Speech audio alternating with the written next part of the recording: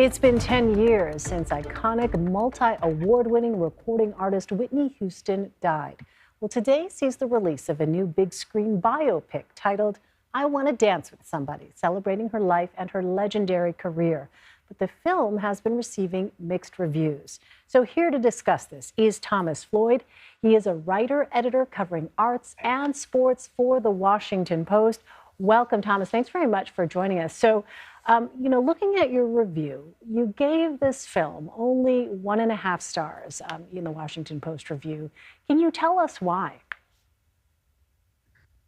Well, unfortunately, this film, although it clocks in at 2.5 hours, it strives to so completely cover Whitney Houston's life that it unfortunately never pauses to really stop and give you a sense of who she was as an artist, what made her tick, what really made her special as a pop icon.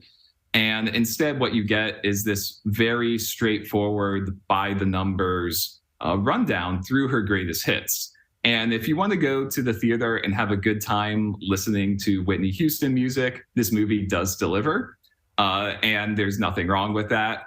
But if you're looking for something that is a little more artistically interesting, that looks into her life with more depth, that has something new to say about Whitney Houston, then I'm sad to say this film didn't quite work for me. Yeah, I mean, it is a daunting task, right? To try to fit in an artist's life in, a biopic in a limited amount of time like that. She did have struggles, some of which were very public. So, Thomas, how did the movie deal with some of the more difficult parts of Whitney Houston's life, like, for instance, drugs, as well as her romantic relationships?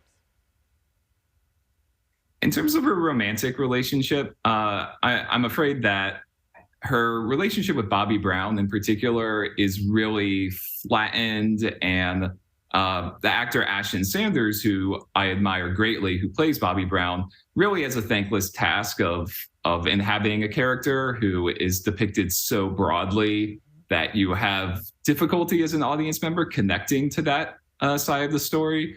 In terms of her substance abuse issues, I do think that is one thing the film handles pretty well. In fact, the final 10, 15 minutes that touch on her death really are tragic and gracefully handled in a way that I did admire.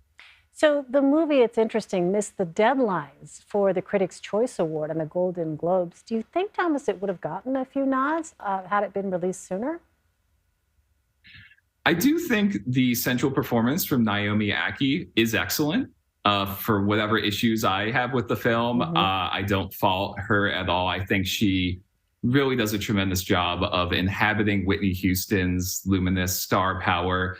There are numbers in the film, musical performances, that I imagine once this movie is released digitally, you'll be able to go and find videos that people cut together side by side of the performance from the film and the real life performance from Whitney Houston. And it'll be pretty